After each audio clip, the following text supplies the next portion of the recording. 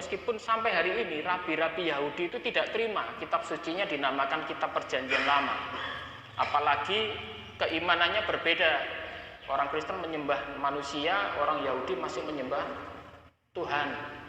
Ini adalah salah satu juga yang selalu mereka gaung-gaungkan ya, selalu mereka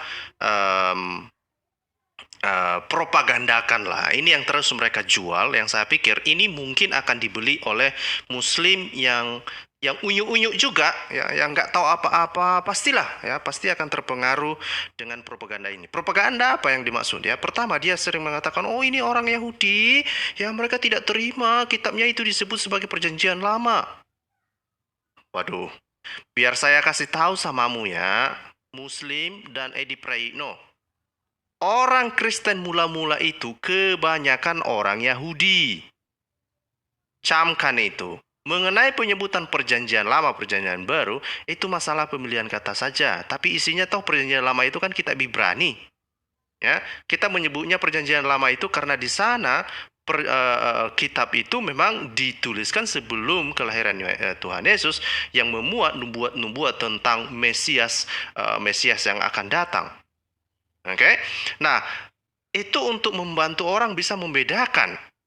Ya, bukan berarti mengubah-ubah makna, mengubah esensi dari kitab Tanakh misalnya, atau kitab Ibrani itu sendiri misalnya. Itu tidak ada hubungannya. Ya, lebih menarik lagi adalah ketika kamu mengatakan itulah orang Yahudi masih menyembah Tuhan, orang Kristen itu menyembah manusia. Ini juga propaganda. Pantas saja Edi Praitno ini dia murtad. Dia mau mengikuti ajaran iblis. Kenapa? Karena dia berpikir bahwa Yesus itu hanya sekedar manusia. Padahal kalau dia mengerti kekristenan, karena dia mengaku sebagai seorang Kristen sebelumnya, dia mengatakan harusnya dia paham bahwa Yesus itu bukanlah hanya sekedar manusia, tapi Tuhan, firman Tuhan yang menjadi manusia. Harusnya ini yang saya selalu ingatkan, jangan menyalahartikan, jangan salah mempresentasikan iman kekristenan ya. Jangan. Jadi sekali lagi, Yesus bukan manusia yang dituhankan, atau bukan kurang kerjaan orang Kristen menyembah manusia, tidak demikian. Tetapi Yesus adalah firman Tuhan, ya, sang firman Tuhan yang menjadi manusia. Ya, jadi kita menyembah Yesus sebagai Tuhan ya di dalam keilahiannya.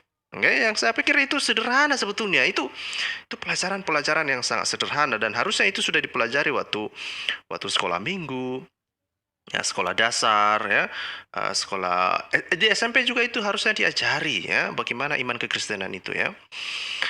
Terus meskipun mereka menyebut dengan sebutan Elohim atau Yahweh, yang jelas penyebutan saja, yang jelas itu Tuhannya Nabi Musa dan Tuhannya Nabi Muhammad sebetulnya sama saja. Nah, ini adalah penipuan yang sangat signifikan lagi ya. Dia ngaku-ngaku bahwa itu hanya sekedar penyebutan saja. Oke, bisa nggak kata Allah SWT itu digantikan dengan Elohim? Itu kan sederhana-sederhana saja. Silakan buktikan dan silakan sampaikan secara publik, Edi Praitno, bahwa ketika kamu syahadat, kamu boleh menghilangkan kata Allah SWT dan menggantinya dengan kata Elohim atau Yahweh.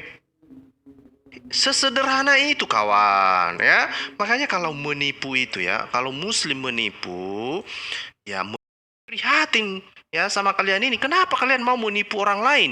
Kalau kalian mau menipu diri sendiri silahkan. Tapi kalau kalian menipu orang lain itu nggak boleh. Harusnya nggak boleh. Dan orang lain itu harusnya tidak mau ditipu. Itu yang kita harapkan. Kamu mau Kristen, kamu mau jadi Kristen, itu juga bukan urusan saya. Tapi setidaknya kamu harus mengasihi dirimu. Jangan mau ditipu oleh orang-orang penipu seperti ini. Sekali lagi, Tuhan Allah, Tuhan yang disembah oleh orang Yahudi, Tuhan yang disembah oleh Musa, Tuhan yang disembah oleh para nabi sebelumnya itu, sama sekali bukan Allah SWT. Sekali lagi, itu bukan Aulo SWT. Aulo SWT itu adalah sesuatu yang unik ya, sosok yang unik, yang tidak tahu apa-apa tentang Musa, yang tidak tahu apa-apa tentang Abraham, juga tidak tahu apa-apa tentang Yesus, juga